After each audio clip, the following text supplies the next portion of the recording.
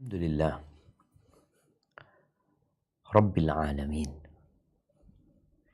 Segala puji bagi Allah, Tuhan semesta alam,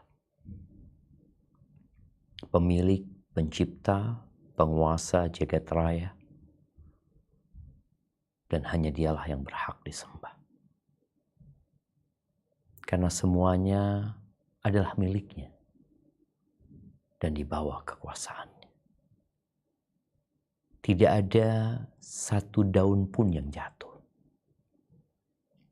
Dan tidak ada satu debu yang berterbangan. Melainkan dengan izin dan restu Allah Azza wa Jalla.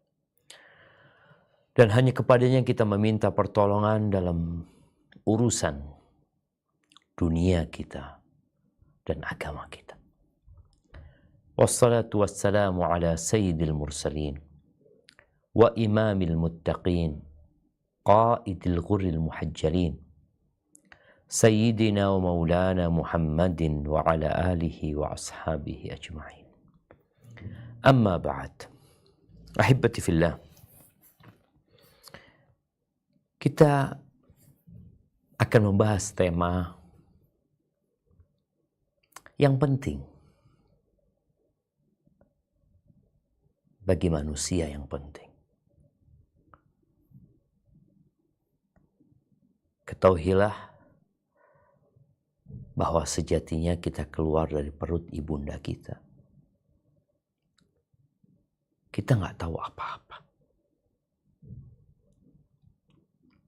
Teman-teman yang kerja di rumah sakit dapat melihat dengan nyata bagaimana bayi-bayi yang dilahirkan oleh ibundanya, mereka tidak mengetahui dan tidak dapat melakukan apapun dengan sendiri. Mungkin kalau bahasa kasarnya bodoh, nggak tahu apa-apa. Lalu Allah menjadikan bagi kita pendengaran. Bagaimana bayi tumbuh mendengar. Sehingga mulai dia tahu. Karena sarana ilmu itu dia dapatkan. Wal absar, Allah jadikan mata, penglihatan. Yang dengannya dia dapat melihat. Dan yang terpenting, Allah jadikan bagi kita hati. Yang dengannya kita dapat berpikir. Ada orang yang dapat melihat, dapat mendengar, tapi gila. Sehingga sebanyak apapun informasi dan pengetahuan yang dicurahkan kepadanya, nggak ada gunanya. Dan Allah menjadikan semua itu agar kita menjadi hamba-hambanya yang bersyukur. Maka kita perlu belajar. Kenapa kita perlu belajar? Ada satu makhluk yang tidak suka sama kita. Dia hasut, iri, dengki. Kira-kira kalau kita di tempat kerja punya makhluk seperti ini, penuh dengan kebencian, dendam, iri, dengki, menginginkan keburukan buat kita. Apa sikap kita terhadap makhluk ini? Kita akan benci, kita akan memusuhi, kita akan menjauh. Tapi sebagian kita berteman dengan makhluk yang hendak membahayakan dirinya. Makhluk itu adalah iblis. Dan bala tentaranya. Setan-setan yang tidak menginginkan keselamatan ana dan antum semua. Di surat An-Nisa, di ayat 118 sampai 121, Allah menjelaskan tentang makhluk ini, tentang rencana dia, tentang janji-janji dia, dan tentang akibat orang-orang yang mengikuti dia. Yang salah satunya yang menjadikan agama sebagai bahan olok-olokan, bahan candaan. Coba kita baca. Tafadhal.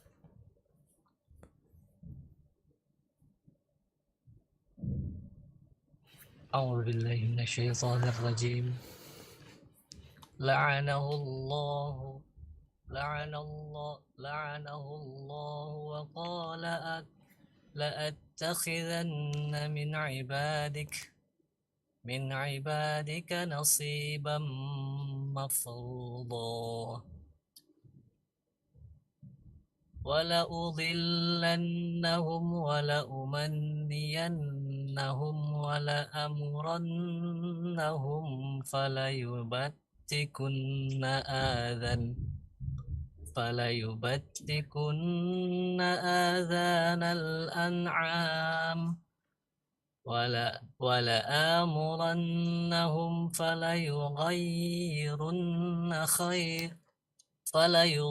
فليغيرن خلق الله ومن يتخذ الشيطان وليا من دون الله فقد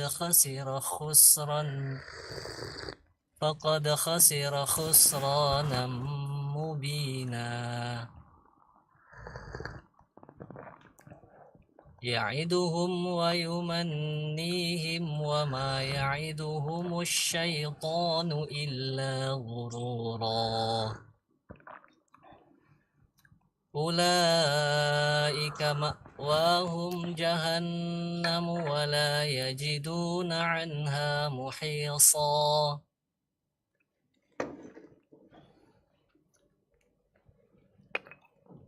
Yang dilaknati Allah dan setan itu mengatakan, saya benar-benar akan mengambil dari hamba-hamba engkau bagian yang sudah ditentukan untuk saya. Dan aku benar-benar akan menyesatkan mereka dan akan membangkitkan angan-angan kosong pada mereka dan menyuruh mereka memotong telinga-telinga binatang ternak, lalu mereka benar-benar memotongnya, dan akan aku suruh mereka mengubah ciptaan Allah, lalu benar-benar mereka mengubahnya. Barang siapa yang menjadikan setan menjadi pelindung selain Allah, maka sesungguhnya ia menderita kerugian yang nyata. Setan itu memberikan janji-janji kepada mereka yang membangkitkan angan-angan kosong pada mereka, padahal setan itu tidak menjanjikan kepada mereka selain dari tipuan belaka. Mereka itu tempatnya jahanam dan mereka tidak memperoleh tempat lari darinya. Barakallahu fiik. Itu yang dilakukan syaitan. Bagaimana dia bersumpah, berjanji akan menyesatkan manusia, membangkitkan angan-angan mereka, dibisik-bisikin agar melakukan perubahan terhadap ciptaan Allah. Dan semua janji setan itu palsu. Tapi sebagian kita udah dikasih tahu, nggak mau tahu. Malah berkawan dengan setan. Melakukan perbuatan. Mengungkapkan pernyataan yang menyenangkan setan dan membuat Allah murka.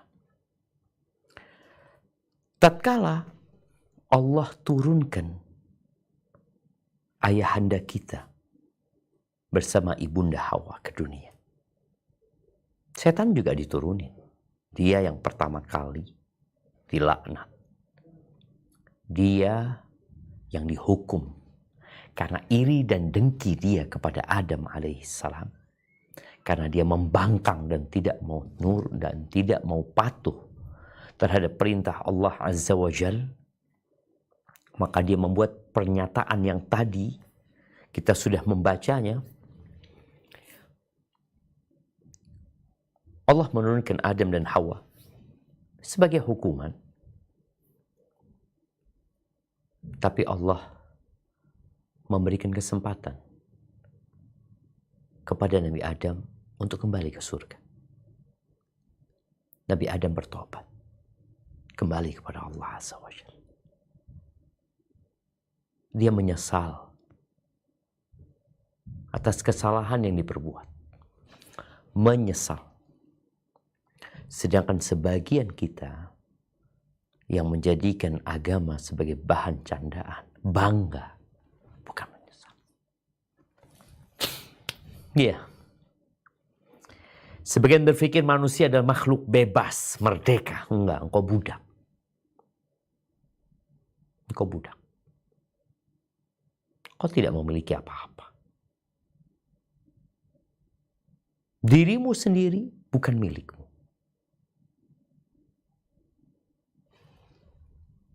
Kedua tangan yang kau dapat gerakkan bukan milikmu. Kita melihat di rumah sakit manusia-manusia yang lahir dengan kedua tangan kemudian diamputasi. Kita melihat orang-orang yang lahir dengan sempurna, tapi di pertengahan jalan hidupnya Allah bikin separuh tubuhnya lumpuh. Kita nggak punya apa-apa. Allah sayang sama manusia. Maka Allah berpesan tentang bagaimana supaya kita selamat dan kembali ke surga. Apa kata Allah di surat Thaha ayat 123 sampai 127. Tafadhal. قال اهبطا منها جميعا بعضكم لبعض عدو فإما يأتينكم مني هدى فمن اتبع هداي فلا يضل ولا يشقى. Dia lanjut. وَمَنْ أَعْرَضَ عَنْ ذِكْرِي فَإِنَّ لَهُ مَعِيشَةً ضَنكًا وَنَحْشُرُهُ يَوْمَ الْقِيَامَةِ أَعْمَى قال رب لم حشرتني أعمى وقد كنت بصيرا قال كذلك أتتك آياتنا فنسيتها قال كذلك أتتك آياتنا فنسيتها وَكَذَلِكَ الْيَوْمَ تُنْسَى. Cukup ya? وَكَذَلِكَ نَجْزِي. Cukup baca artinya?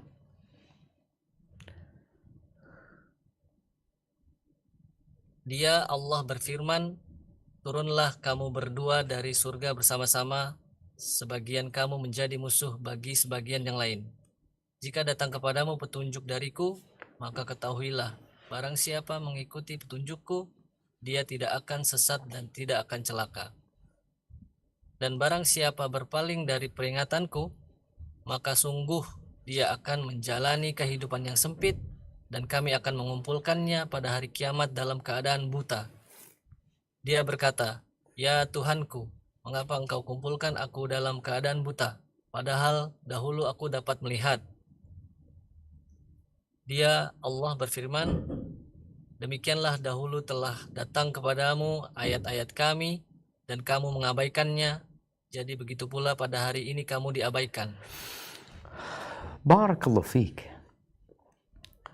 Jamaah rahimakumullah, mereka yang hidup sesuka mereka tanpa mengikuti aturan, maka akhir cerita mereka akan dilupakan. Mungkin saat ini mereka dapat tertawa, bersenang-senang, seakan-akan tidak akan ada yang memberikan hukuman kepadanya. Akan datang hari itu. Kalau kita hidup dan bekerja di sebuah lembaga, instansi, mau tidak mau, kalau kita ingin tetap bekerja di tempat itu, ingin mendapatkan kenyamanan, ingin mendapatkan reward, maka kita harus ikut aturan. Mainan anak-anak, apa aja barang-barang yang dijual, itu diwajibkan untuk ada penjelasan tentang cara penggunaannya. Aturan. Sedangkan sebagian manusia nggak mau ikut aturan. Ya, kalau bicara bercanda, bergurau. Ya, bergurau ini ada manfaatnya. Kalau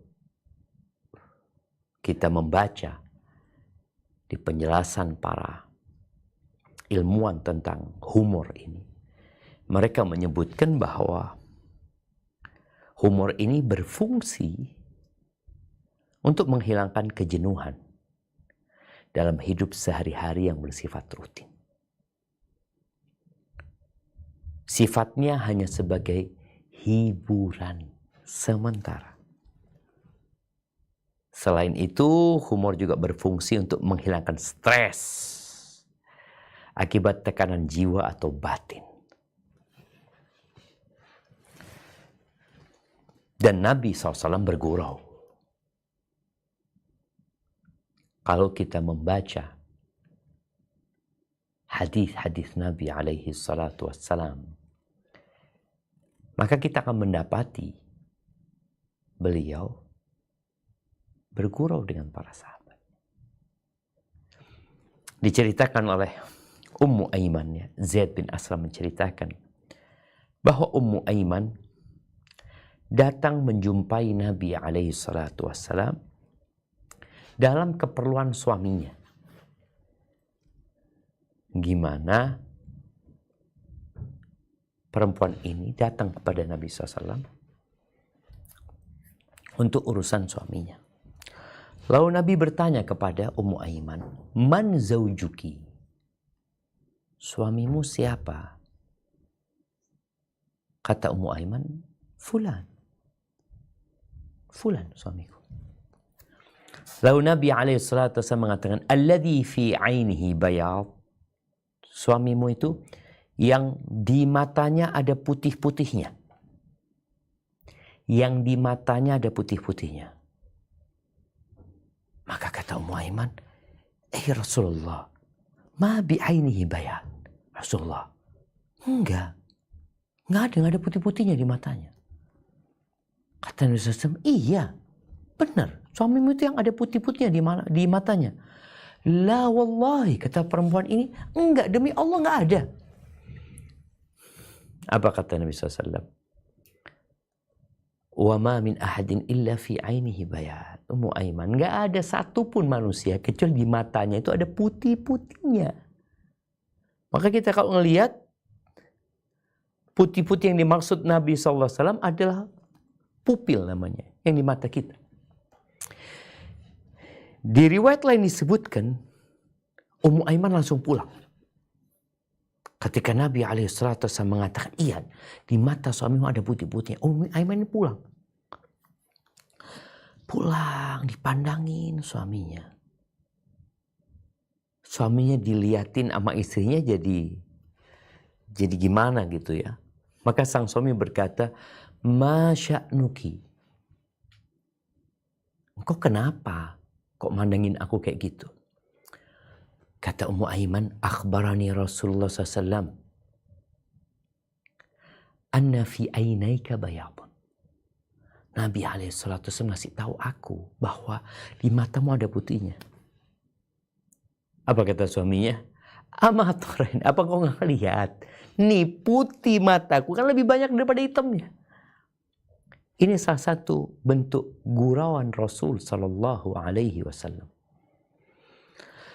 Kemudian dalam kesempatan lain, Anas bin Malik radhiyallahu anhu dalam riwayat Imam Tirmidzi menceritakan bahwa ada seorang laki-laki yang datang menjumpai Nabi alaihi salatu wassalam. Lalu dia berkata, "Ya Rasulullah, ihmilni."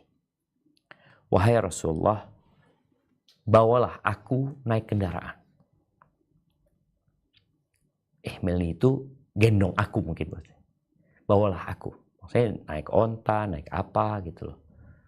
Mau ikut dalam satu perjalanan atau satu peperangan. Apa kata Nabi SAW? Inna hamiluka ala waladi naqah. Ya, kami akan membawamu naik anaknya onta betina. Naik anaknya onta betina. Kata sahabat ini, wa ma asna'u bi waladin naqah. Apa yang bisa aku berbuat dengan anaknya onta? Aku ini mau naik yang bisa ditunggangin. Apa yang bisa aku nunggangin anaknya onta? Apa kata Nabi SAW? Wahal talidul ibil illa nuq. Kata Nabi SAW, itu onta-onta yang dewasa itu yang melahirkan siapa? Kan onta betina. Jadi setiap onta itu anaknya onta. Nabi ingin bergurau dengan sahabat ini. Kemudian juga Al-Hasan radhiyallahu anhu berkata, atat ajuz ila Nabi sallallahu alaihi wasallam. Ada seorang wanita tua renta datang menjumpai Nabi SAW. Faqalat, lalu wanita tua ini berkata, Ya Rasulullah, ud'ullaha an yudkhilani al-jannah. Wahai Rasulullah, alaikas salatu wassalam ya Rasulullah, mohonkan kepada Allah agar memasukkan aku ke dalam surga. Lalu apa kata Nabi SAW? Ya umma fulan, wahai ibunda fulan, innal jannah la tadkhuluha ajuz. Wahai ummu fulan, surga itu nggak dimasukin sama orang-orang tua. Nggak ada orang tua di surga. Akhirnya perempuan ini pulang jemaah dalam kondisi menangis. Lalu Nabi SAW mengatakan, akhbiruha, kabarkan kepada dia, annaha la tadkhuluha wa hiya ajuz. Kabarkan kepada dia bahwa dia tidak akan masuk surga dalam kondisi dia tua renta.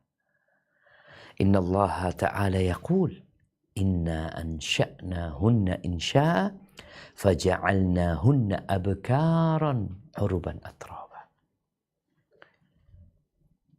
Maka Nabi SAW membacakan firman Allah di surat Al-Waqi'ah ya, di ayat 36 sampai 38 ya.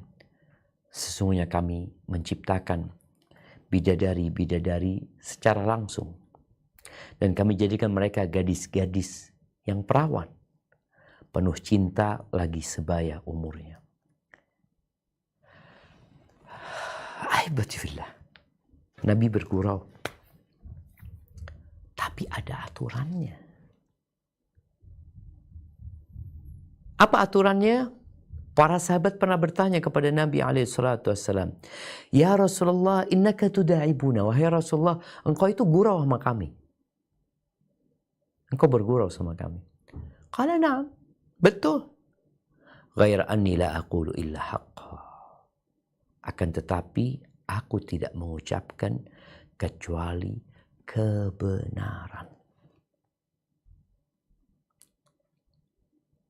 Yang mau gurau boleh, tapi jangan mengucapkan kecuali kebenaran.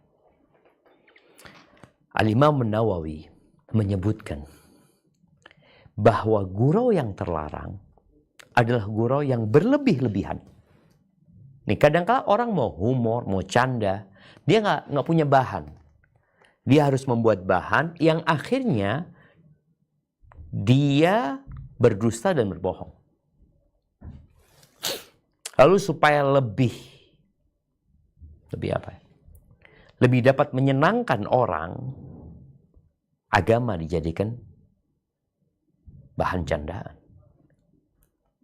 Kata Imam Nawawi,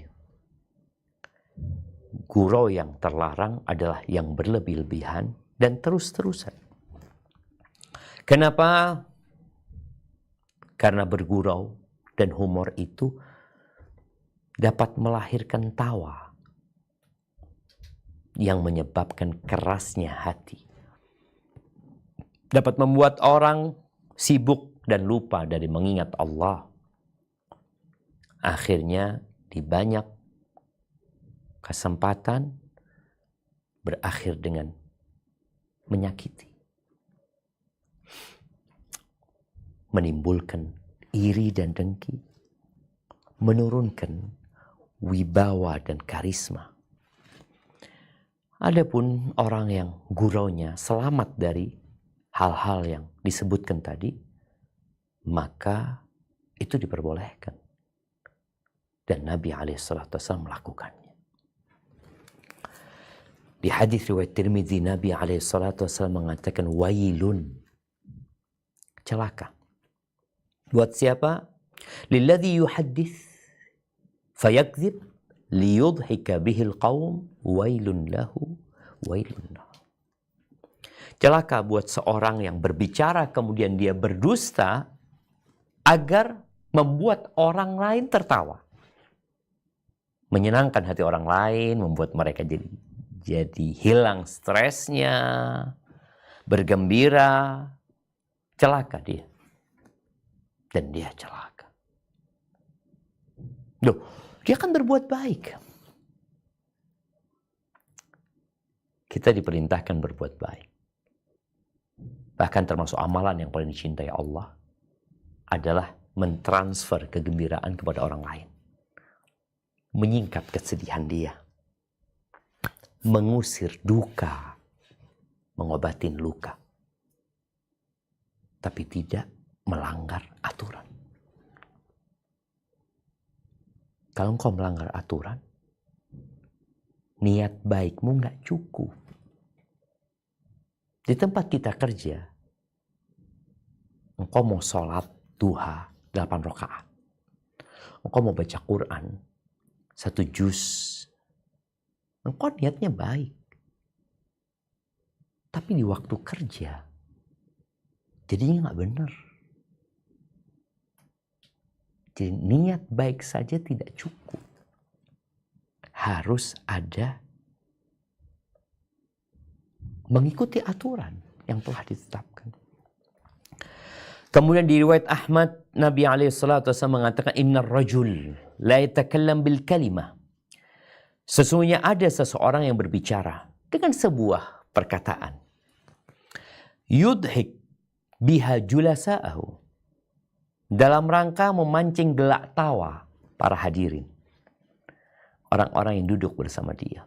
Yahwi biha min ab'ada min thuraya. Ia akan masuk ke jurang neraka dengan posisi paling jauh dari titik thuraya. Titik bintang kejora. Gara-gara kalimat dia. Maka jangan sampai engkau membuat orang lain tertawa terbahak-bahak, engkau masuk neraka. Ahibati fillah. Banyak tertawa, tadi Imam Nawawi sudah mengingatkan. Nggak baik. Dan Nabi melarang. Wala tuktsirid dhahik, kata Nabi SAW. Engkau jangan banyak tertawa. Kenapa? Fa inna kathratud dhahik tumitul qalba. Sesungguhnya tertawa yang banyak dapat mematikan hati. Rawahu Tirmidzi. Agama kita adalah agama yang agung. Dan agama kita adalah pedoman hidup manusia. Agama adalah jalan keselamatan bagi manusia. Siapa yang tidak mengagungkan agama, bahkan menjadikannya bahan canda dan tawa, maka dia adalah orang yang hatinya bermasalah. Dia tidak mengagungkan yang seharusnya diagungkan. Ahibati fillah, seorang yang mengagungkan agama, dia akan taat, patuh, menjaga aturan. Dia tidak akan menjadikan agama sebagai bahan candaan, cibiran. Oh enggak, dia tidak hendak menghina agama. Tatkala engkau menjadikan agama bahan candaan, engkau sudah menghina. Ketika menjadikan presiden bahan candaan, ketika menjadikan simbol-simbol negara bahan candaan umpamanya, di situ ada unsur penghinaan. Ini sesuatu yang diagungkan oleh manusia. Bagaimana dengan agama yang diturunkan untuk menyelamatkan manusia? Di agama selain Islam, kita dapat melihat bagaimana pengikutnya menjadikan agama mereka, menjadikan simbol agama mereka sebagai bahan candaan, bahkan dihina. Biasa-biasa aja mereka. Dan kita melihat hal itu terjadi. Islam nggak boleh.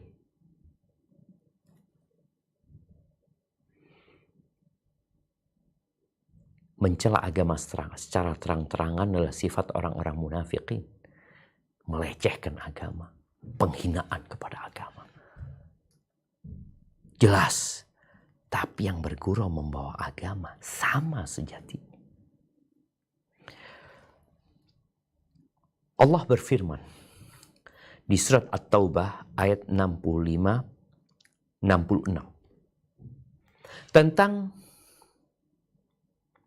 hukuman, bukan hukuman ya, tentang kejadian yang terjadi di masa Nabi SAW dan vonis yang diberikan kepada pelakunya. Mereka adalah orang-orang yang menjadikan agama sebagai bahan candaan. Lalu apa kata Allah Azza wa Jalla tentang mereka? Coba kita baca. وَلَئِن سَأَلْتَهُمْ لَيَقُولُنَّ إِنَّمَا كُنَّا نَخُوضُ وَنَلْعَبُ قُلْ أَبِاللَّهِ وَآيَاتِهِ وَرُسُلِهِ كُنتُمْ تَسْتَهْزِئُونَ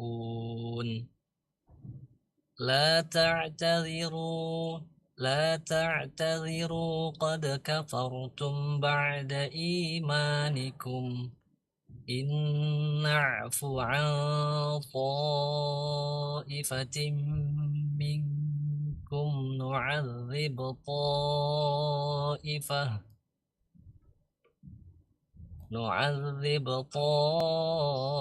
طائفة بأنهم كانوا مجرمين. Dan jika kamu tanyakan kepada mereka, niscaya mereka akan menjawab, sesungguhnya kami hanya bersenda gurau dan bermain-main saja. Katakanlah, mengapa kepada Allah dan ayat-ayatnya serta Rasulnya kamu selalu berolok-olok? Tidak perlu kamu meminta maaf karena kamu telah kafir setelah beriman. Jika kami memaafkan sebagian dari kamu karena telah tobat, niscaya kami akan mengazab golongan yang lain karena sesungguhnya mereka adalah orang-orang yang selalu berbuat dosa. Barakallahu fiikum. Bagaimana kejadiannya? Ayat ini ada sebab turunnya. Abdullah bin Umar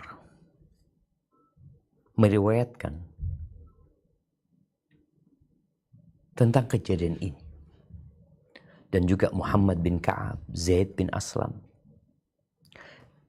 yang rangkuman ceritanya bahwa pada salah satu perjalanan peperangan,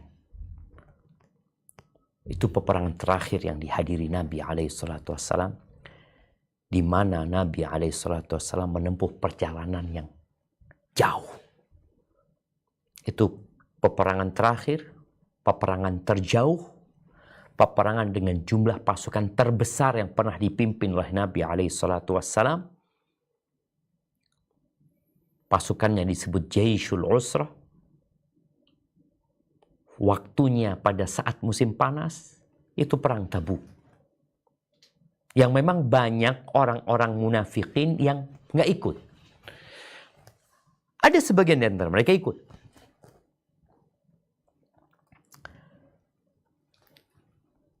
Di tengah jalan, burung itu kita tahu akan kumpul dengan yang sejenisnya. Terjadilah obrolan di antara orang-orang yang masuk dalam pasukan Nabi SAW yang berjumlah pada saat itu 30.000. Ada yang mengatakan, kami tidak pernah melihat seperti para ahli baca Al-Quran ini. Yang dimaksud adalah para sahabat yang mereka menghafal Al-Quran, dan tentunya di situ Rasulullah SAW sebagai imam mereka. Kecuali sebagai orang yang paling buncit perutnya. Para penghafal Quran dianggap paling buncit perutnya, paling dusta ucapannya, paling pengecut tatkala bertemu dengan musuh. Sahabat Nabi ada yang mendengar, karena mereka berada dalam pasukan sahabat. Auf bin Malik mengatakan kepada orang ini, "Kadzabta, innaka munafik." Dia mengatakan, dusta engkau. Nggak benar yang kau katakan itu. Engkau adalah orang munafik. Aku akan laporkan kepada Nabi SAW. Maka Auf bin Malik radhiyallahu anhu menjumpai Nabi SAW. Ternyata wahyu telah turun terlebih dahulu.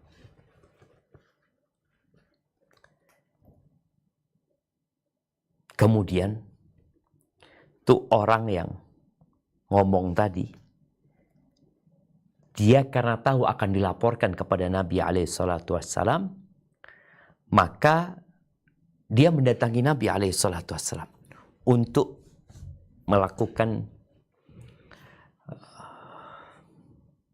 pembersihan nama dia. Dia datang kepada Nabi SAW. Lalu Nabi di atas ontanya.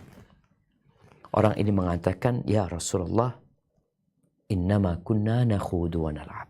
Mereka mengatakan, "Ya Rasulullah, kami tadi hanya gurau ya Rasulullah. Kami nggak serius ya Rasulullah.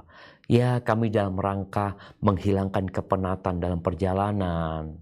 Karena biasalah orang-orang kalau perjalanan jauh kan capek. Jadi kami humor, canda, bergurau." Abdullah bin Umar yang termasuk dalam rombongan ini bercerita bahwa orang itu sampai pegangan dengan tali onta Rasulullah SAW. Dia pun tersandung dengan batu-batu sambil mengatakan, "Kami hanya bergurau ya Rasulullah, kami hanya bercanda ya Rasulullah." Lalu apa?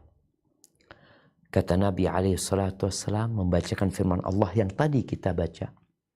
"Wala in sa'altahum la yaqulunna innama kunna nakhudu wa nal'ab."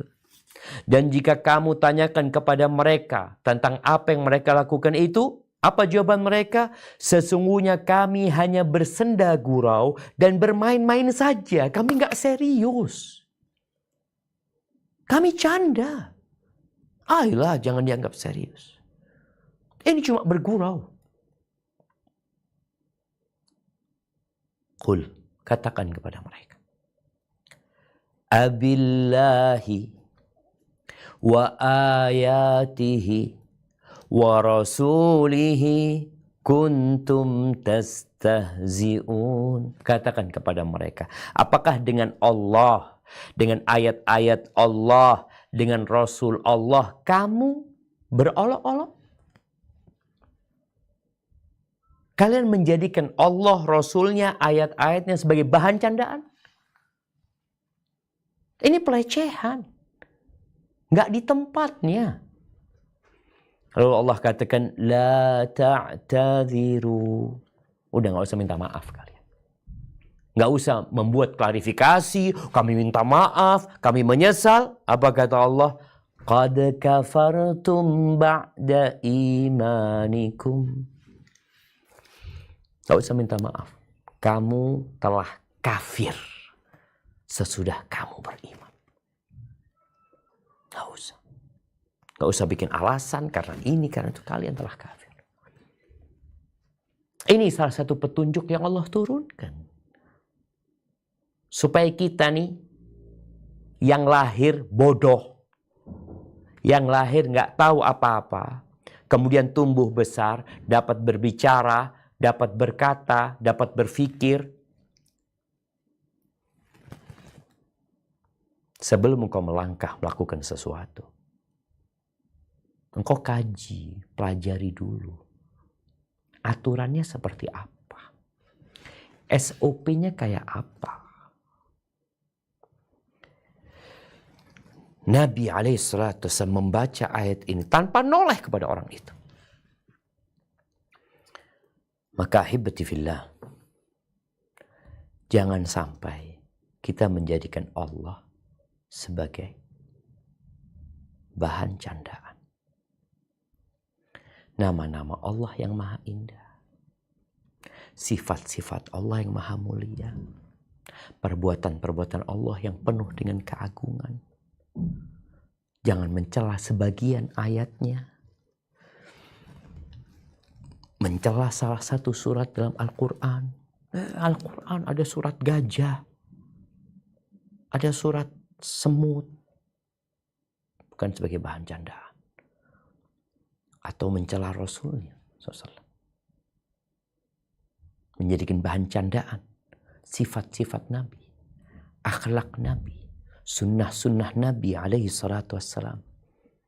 Atau menjadikan sebagian syariatnya sebagai bahan candaan. Ada yang menjadikan sholat sebagai bahan candaan.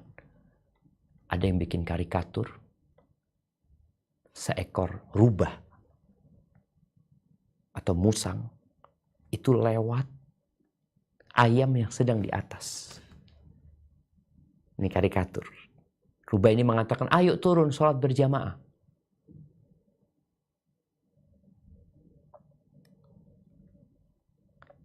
Jangan jadikan bahan candaan.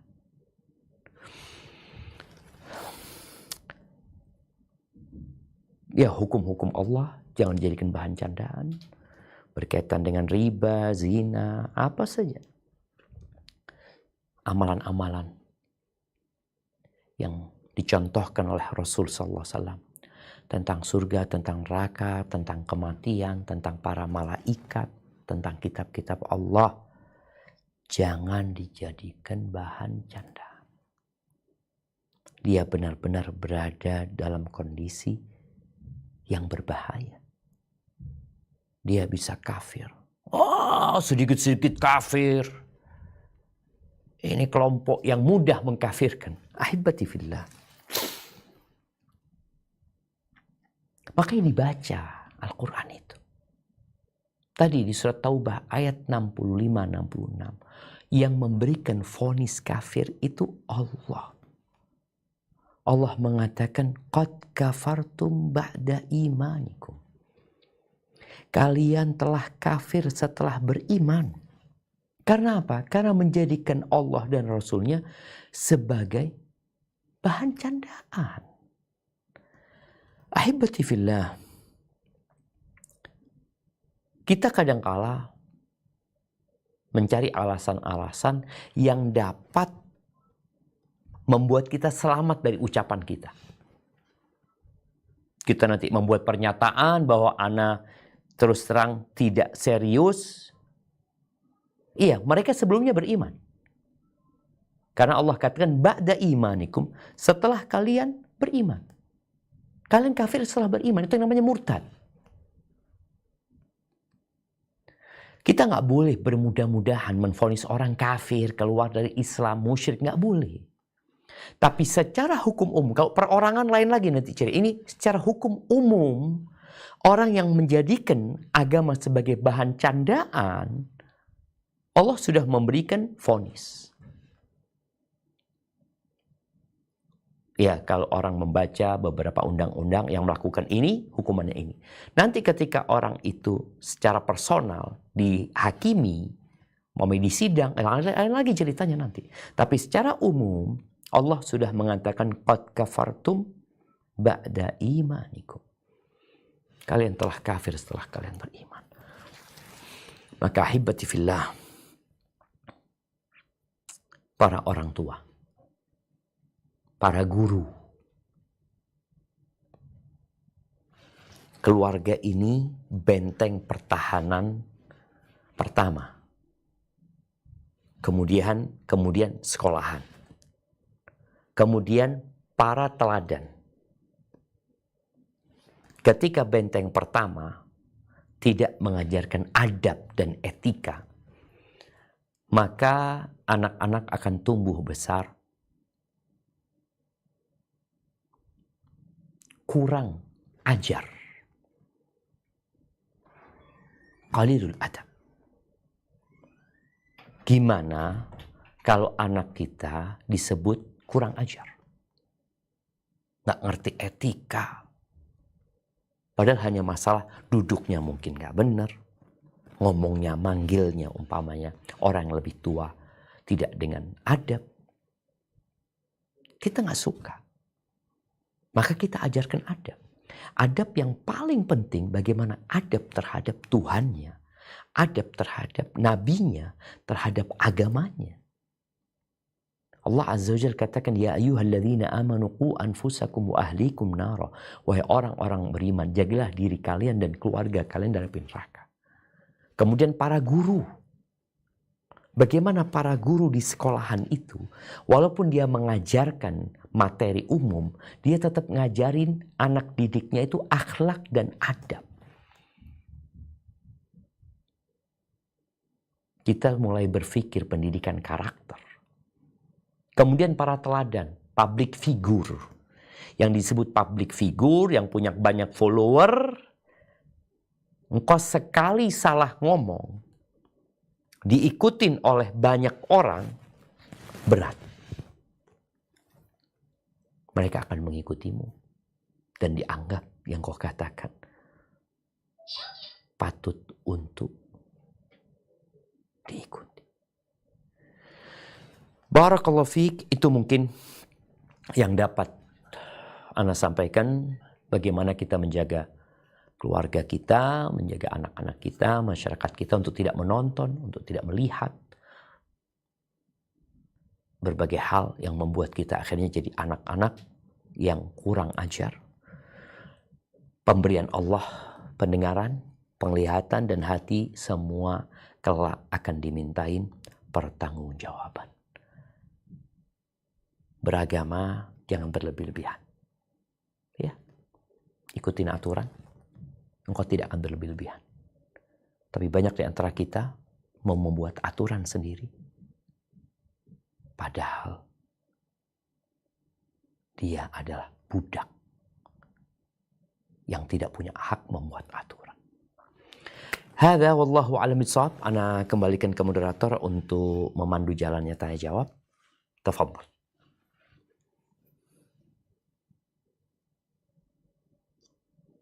Baik Ustaz, jazakallah khairan kepada Ustaz Dr. Syafiq Riza Basalamah Rizalullah Ta'ala yang telah menyampaikan materi kajian ini dan juga nasihat-nasihat yang baik yang insya Allah sama-sama kita pahami. Mungkin sebelum masuk sesi tanya jawab, mohon dipraktikkan untuk Bapak Ibu dan teman-teman semuanya dipersiapkan untuk pertanyaannya. Pertama,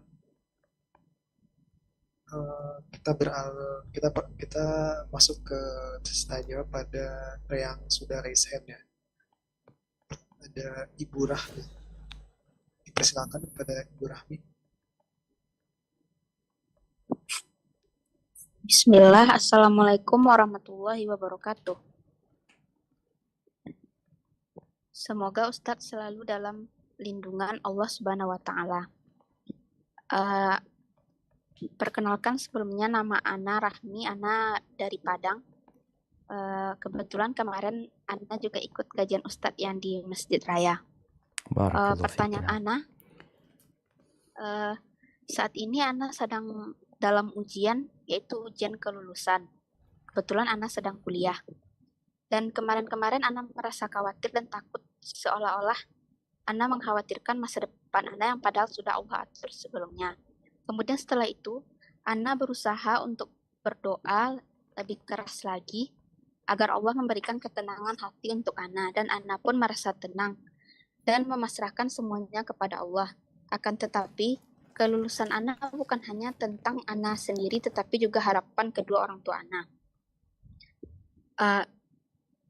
Ana pribadi bisa saja berlapang dada atas keterlambatan, misalnya yang terjadi pada diri Ana kelak. Akan tetapi, bagaimana Ana meyakinkan orang tua Ana yang nantinya pasti akan membuat mereka merasa kecewa dengan keadaan atau takdir ini. Mohon nasihatnya, Ustadz. Barakallahu fikum. Assalamualaikum warahmatullahi wabarakatuh. Waalaikumsalam warahmatullahi wabarakatuh. Nah, mahibati fillah. Dunia ini tidak bersahabat dengan siapapun. Maka kalau tadi pertanyaan tentang bagaimana kita meyakinkan orang tua, kalau yang terjadi itu ternyata tidak sesuai dengan harapan, maka yang perlu dilakukan seorang anak yang pertama adalah mendoakan kedua orang tuanya agar dikaruniai al-yaqin. Nabi SAW sering mendoakan para sahabatnya agar dikasih wa minal yaqin ma tuhawwinu bihi alaina masaibat dunya. Dan berikan kepada kami keyakinan yang dengannya musibah-musibah dunia menjadi ringan. Ketika tidak punya keyakinan itu, maka akan berdampak kepada stres, depresi, marah, sakit hati. Tapi ketika punya keyakinan bahwa semua sudah ditetapkan oleh Allah Azza wa Jalla, sebagaimana kita tahu bahwasanya dunia memang tidak bersahabat dengan siapapun, tidak bersahabat dengan para nabi. Nabi kita Muhammad alaihi salatu wassalam diusir dari kota Mekah, dilemparin batu dari Taif, diboikot bertahun-tahun sehingga makan daun-daunan para sahabat, tidur dalam gua, dikejar-kejar mau dibantai sampai kota Madinah. Beliau juga tidak bersahabat dengan dunia. Seringkali beliau berpuasa karena tidak ada makanan di rumahnya. Nabi Musa alaihissalatu wassalam sama. Nabi Ayub sama. Nabi Yunus, iya. Nabi Ibrahim, nggak ada. Dunia ini nggak bersahabat dengan siapapun. Karena dunia ini darul amal, negeri untuk beramal. Bagaimana meyakinkan itu? Dengan menyampaikan kepada orang tua. Bukan saat engkau gagal. Ketika engkau inginkan tidak engkau dapatkan. Tapi ya seringkali ngobrol sama orang tua tentang fulan yang kesian sakit ya. Fulan kecelakaan. Tentang saudara-saudara kita di Gaza. Yang sejatinya musibah yang lebih besar itu membuat kita jadi lebih ringan menerimanya. Itu mungkin yang perlu dilakukan selain mendoakan, ya meyakinkan orang tua bahwasanya semua takdir sudah ditetapkan dan boleh jadi pilihan Allah lebih baik daripada keinginan kita karena Allah lebih tahu dan lebih penyayang. Barakallahu fikum. Nah,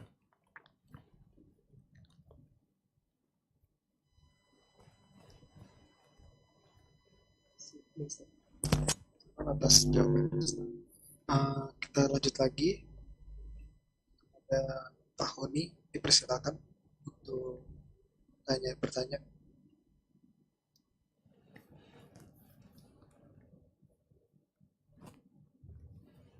Assalamualaikum warahmatullahi wabarakatuh, Ustaz. Waalaikumsalam warahmatullahi wabarakatuh. Semoga Ustaz, tim, dan jamaah selalu dirahmati Allah Subhanahu wa Ta'ala, Ustaz. Amin. Barakallahu fiik. Ustaz Afwan, ana izin bertanya, Ustaz. Tafadhal, na'am. Terkait kadang-kadang kan kita suatu bercandaan itu memang pertama ini pernah terjadi sih di lingkungan kerjaan. Nah, jadi ada kegiatan yang kita sudah sampaikan kalau kegiatan itu dimurkai sama Rasulullah dan Allah. Nah, ketika kita sampaikan dari tim itu, oh iya, tapi ternyata di belakang kita mereka tetap melakukan kegiatan tersebut, bahkan sampai membuat ancaman kalau nggak mengikuti kegiatan tersebut akan dikenain sanksi. Akan apa? Berjalannya waktu ketika kegiatan kalau nggak ngikutin kegiatan mereka akan kita dikenain sanksi, dalam arti akan pada saat kegiatan akan diberi sanksi dari panitia tersebut gitu, Siap. Ustaz. Nah, berjalannya waktu kegiatan itu tetap berjalan, tapi setelah kita awalnya begitu akrab, terus habis setelah kegiatan jadi ana mulai bahasanya menghindari, Ustaz. Menghindari dalam arti hanya ketika berbicara iya atau tidak, terus senyum gitu. Yang awalnya kita akrab, bercanda gitu. Apakah sikap yang ana lakukan ini salah, Ustadz? Yang dulunya kita akrab, ketika dia menjadi seorang tim panitia, ketika kita beringatkan kalau bercanda seperti itu nggak boleh karena dibenci Rasulullah dan Allah gitu kan. Apakah salah, Ustadz, setelah kegiatan tersebut Anda jadi nggak banyak berinteraksi dengan orang-orang tersebut gitu, Ustadz? Masya Itu Allah. yang poin pertama, Ustadz. Yang kedua, Ustadz izin minta persetujuan dan minta minta supportnya. Jadi kita ini di rumah sakit kan sebenarnya ada salah satu elemen penilaian, yaitu hak pasien dan keluarga. Di saat itu pasien-pasien yang sedang dirawat inap di tempat kita itu kita harus melakukan bimbingan rohani, Ustadz ya. Jadi dari kami tuh pengen minta dari Ustadz membuat nasihat-nasihat dalam bentuk flyer supaya kita bisa tempel di ruangan rawat inap atau di pintu masuk ke ruang rawat inap, supaya jadi mempermudah kita, Ustadz, karena kadang-kadang kita juga dengan kefakiran ilmu kita, dengan dosa kita takut, Ustadz, untuk menyampaikan semacam semacam nasihat kepada pasien. Kadang-kadang merasa kita pendosa tapi menasihati pasien yang sedang sakit gitu, Ustadz. Mungkin tuh, Ustadz, dua poin itu, Ustadz. Barakallahu fikum, Ustadz. Masya Allah. Wa fiik wa barak. Ya, ini pertanyaan yang menarik ya. Yang pertama berkaitan dengan sikap kita terhadap kegiatan-kegiatan yang dilakukan oleh teman-teman kita, baik di lingkungan kerja atau di lingkungan bermasyarakat kita. Memang jangan sampai kita melakukan perbuatan kecuali kita sudah punya ilmunya. Dan kita sebagai pendakwah itu juga harus pinter-pinter memilih cara, metode dalam menyampaikan sesuatu. Orang itu paling gak suka diguruin. Maka bagaimana bahasa kita itu, mamanya yang ana pelajari, coba antum kaji lagi. Kok kayaknya kegiatan itu nggak boleh gitu ya. Ini menurut yang ana pelajari, ana mohon maaf sebelumnya. Jadi bahasa-bahasa yang membuat kawan-kawan kita itu akhirnya mereka mau berpikir dan mau mencari tahu. Karena kebanyakan kita melakukan sesuatu itu ya karena udah menjadi tradisi, udah menjadi budaya, udah nggak masalah gitu. Udah dari dulu kita melakukan hal ini gitu. Dan takut untuk bertanya atau tidak mau bertanya. Maka tugas kita bagaimana memancing mereka untuk bertanya, untuk mengkaji. Kemudian ketika pada akhirnya mereka memaksa untuk melakukan kegiatan itu padahal benar-benar tidak diperbolehkan dalam agama, ya kita sudah menyelesaikan tugas kita. Tugas kita untuk watawasau bil haq, watawasau bis sabr. Setelah itu, kalau bicara kemudian kita agak menjauh, ya kita berusaha untuk tetap memberikan hak-hak mereka sebagai saudara sesama muslim. Karena banyak orang itu nggak ngerti, nggak paham. Sehingga mencap kita sebagai orang yang keras, yang tersesat, orang gila. Sebagaimana Nabi kita Muhammad alaihissalam sering mendapatkan celaan-celaan tersebut. Gitu. Maka engkau harus bersabar. Dan tetap berusaha untuk membimbing mereka, berbuat baik kepada mereka. Walaupun mereka menjauh, ya kita bagaimana tetap baik dan menyampaikan yang terbaik buat mereka, plus kita mendoakan mereka semoga Allah memberikan hidayah kepada mereka. Adapun yang kedua tadi, insya Allah semoga tim sudah mencatat hal itu, semoga dijadikan bahan pertimbangan dan dipersiapkan untuk membuat quote-quote, nasihat-nasihat buat yang sakit, karena terus terang orang yang sakit ini berada di tempat yang sangat berbahaya sekali. Artinya berbahaya ketika dia tidak menerima takdir Allah itu, kemudian dia ragu sama Allah Azza wa Jal, lalu mati. Na'udzubillah, matinya su'ul khatimah. Itu yang dikhawatirkan, atau dia tatkala sakit kemudian dia kecewa, merasa kecewa sama Allah, lalu dia tidak mau sholat, tidak mau beribadah. Ini juga perlu diperhatikan, karena biasanya orang yang sakit itu kalau nggak ada yang mendampingi, nggak ada yang menguatkan, dikhawatirkan yang menjadi pendampingnya adalah syaitan. Na'udzubillah min dzalik. Baik, barakallahu fikum.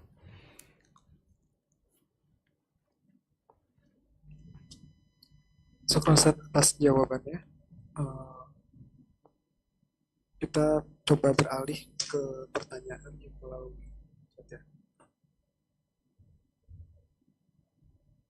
Izin Ustaz menyampaikan pertanyaan. Ada orang yang bercanda memberi gelar kepada seseorang dengan gelar misalkan, maaf, perawat atau dokter murtad. Karena Gimana? dia tidak Afwan? Dokter apa? murtad. Karena dia tidak lagi bekerja sesuai profesinya dahulu. Jadi mungkin yang sebelumnya aktif Ustadz di layanan gitu ya, dia sebagai dokter. Murtad itu maksudnya bukan murtad keluar dari agama, murtad dari kedokterannya gitu. Betul Ustadz. Iya. Jadi tidak lagi bekerja sesuai dengan profesinya dahulu. Dan sekarang beralih mungkin bisa menjadi manajemen atau di back office. Nah, apakah yang dimaksud demikian itu seperti bercanda dengan membawa-bawa agama Ustaz? Barakallahu fikum. Nah, Masya Allah, barakallahu fikum. Iya. Kalau kalimat murtad itu memang salah satu kalimat bahasa Arab yang artinya orang yang kembali ke masa lalu dia, atau lebih mungkin terjemahan kita adalah keluar dari agama ya. Dia kembali ke masa lalu dia yang jahiliyah, tidak lagi memeluk agama Islam. Tapi ketika kata murtad digunakan dalam konteks lain, maka bukan dimaksudkan keluar dari Islam. Kalau dikatakan umpamanya tadi ini dokter murtad, tapi maksudnya bukan keluar dari agama, tapi murtad dari profesi dia. Dia tidak lagi menjalankan tugasnya dengan baik, sepertinya tidak masuk dalam konteks agama. Kalau memang yang dia maksudkan adalah murtad kembali ke meninggalkan sesuatu yang seharusnya dia kerjakan. Dia tidak lagi melakukan tugas-tugas dia dengan baik.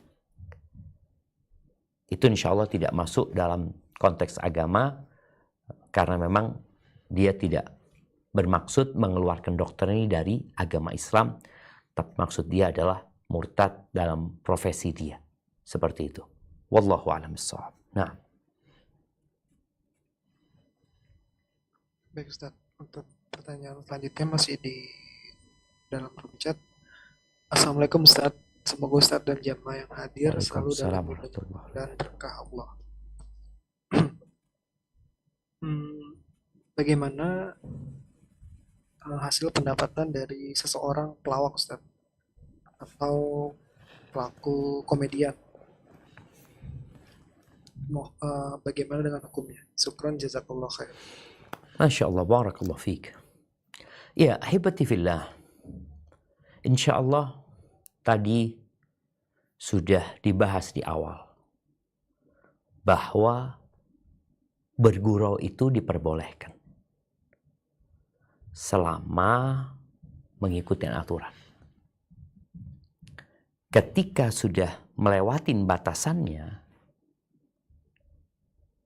maka dia dapat terseret ke dalam api neraka tanpa dia sadar. Maka hendaklah mereka yang menjadi pelawak melihat, karena ada yang melawak dan tidak berdusta. Ada yang melawak di tempat yang secara syariat aman, tapi ada yang melakukan itu di tempat yang penuh dengan kemaksiatan. Jadi hendaklah orang itu melihat di mana dan bagaimana dia melakukan profesi dia. Walaupun kita tahu membuat orang banyak tertawa, yang lalu mereka lupa kepada Allah, ya kita akhirnya termasuk dalam konteks orang-orang yang menjauhkan mereka dari Allah Azza wa Jalla. Hadza wallahu a'lam bissawab. Nah. Syukran jazakallah atas jawabannya. Kita akan beralih kembali kepada peserta yang sudah resen, kepada Pak Yazid. Terus dipersilakan untuk bertanya. Bismillah, Assalamualaikum warahmatullahi wabarakatuh. Waalaikumsalam warahmatullahi wabarakatuh. Semoga antum dan jamaah yang mendengarkan selalu dirahmati Allah. Amin ya rabbal alamin. Izin bertanya Ustadz, apakah ada pintu taubat Ustadz buat orang yang pernah bercanda dengan agama atau pernah ikut tertawa Ustadz? Nah, dengan orang yang bercanda dengan agama, apakah ada pintu taubatnya Ustadz? Subhanallah. Assalamualaikum warahmatullahi wabarakatuh. Waalaikumsalam warahmatullahi wabarakatuh. Naam, ahibati fillah.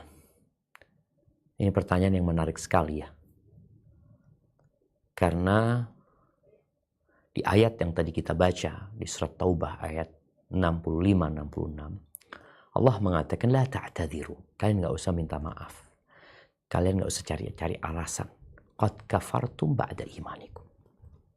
Kalian telah kafir setelah kalian beriman. Seakan-akan di situ tidak ada pintu tobat. Enggak, sebenarnya pintu tobat tetap terbuka buat orang yang benar-benar bertobat. Tapi kalau orang itu cuma cari-cari alasan untuk membenarkan perbuatan dia, maka nggak ada tobat. Dia enggak, kami cuma bergurau. Kami cuma ini, tujuan kami ini dan itu. Nggak usah cari-cari alasan. Kalian telah kafir dengan ucapan itu. Jadi yang seharusnya dilakukan adalah kembali kepada Allah dan tidak mencari alasan-alasan untuk pembenaran perbuatan dia. Maka Allah mengatakan innallaha yaghfirudz dzunuba jami'an innahu huwal ghafurur rahim. Sesungguhnya Allah mengampuni semua dosa buat orang yang kembali kepada Allah SWT.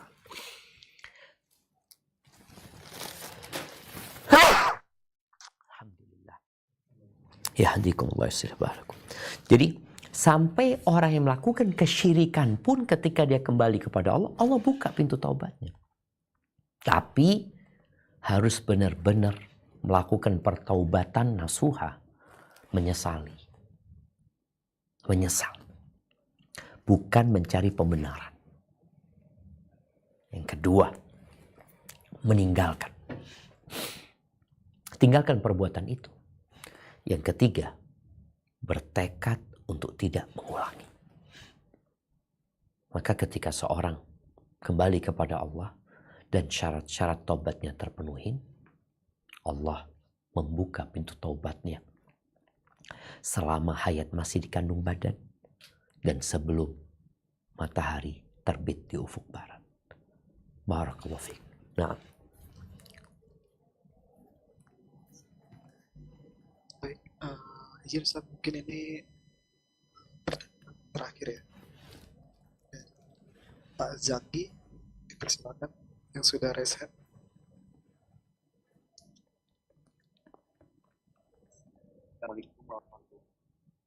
Ustaz. Bagaimana ya?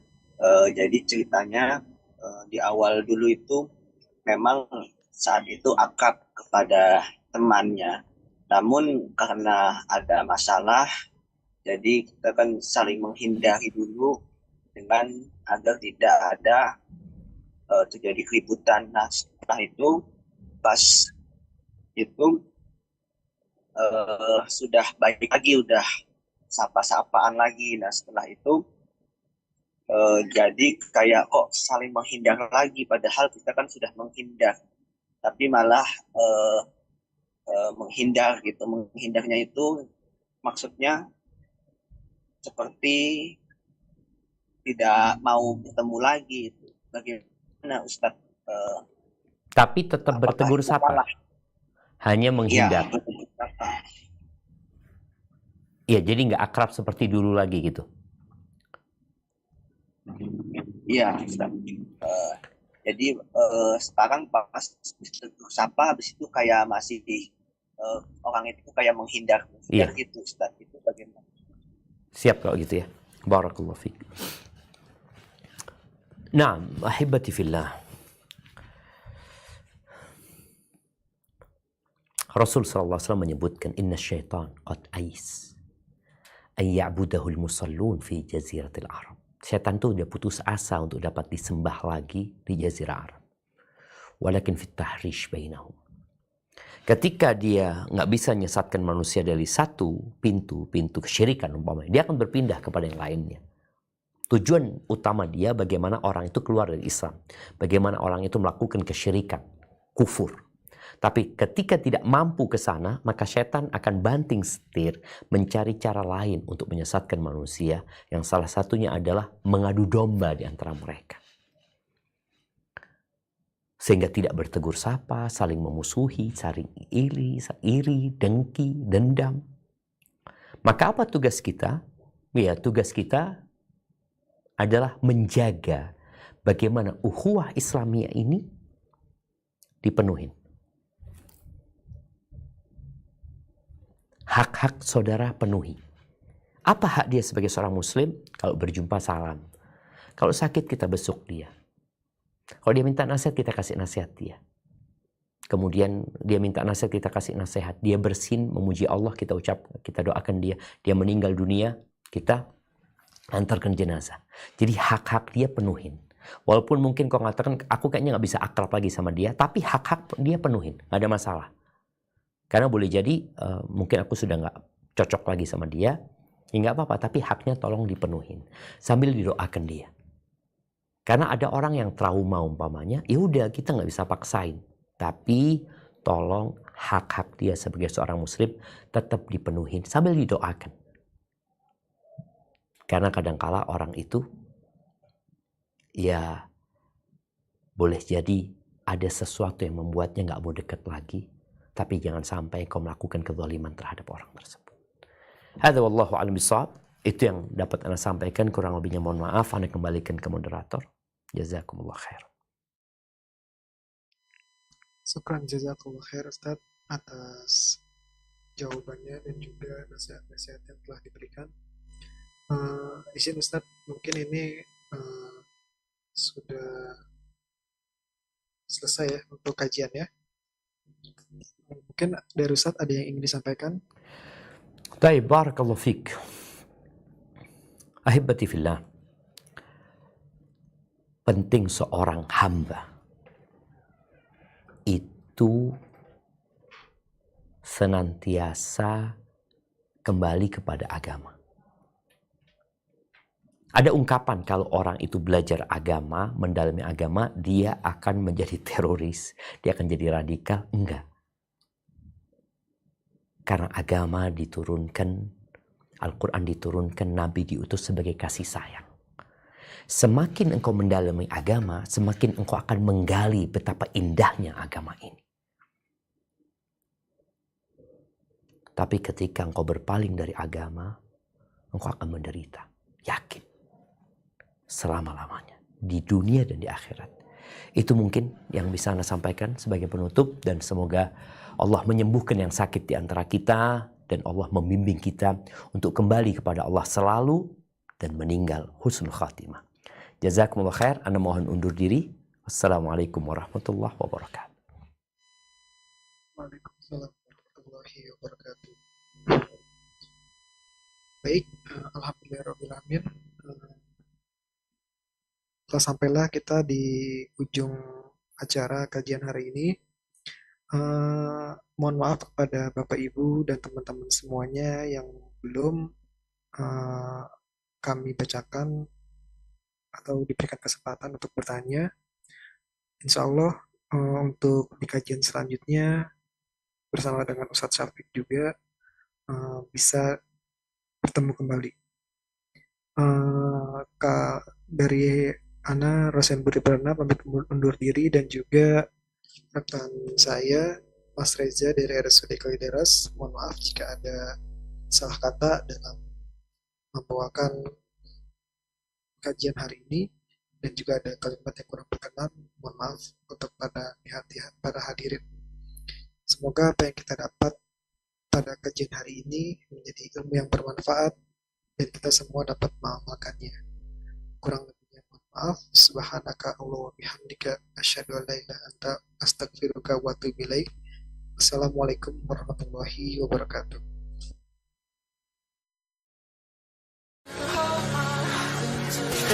Love and stay.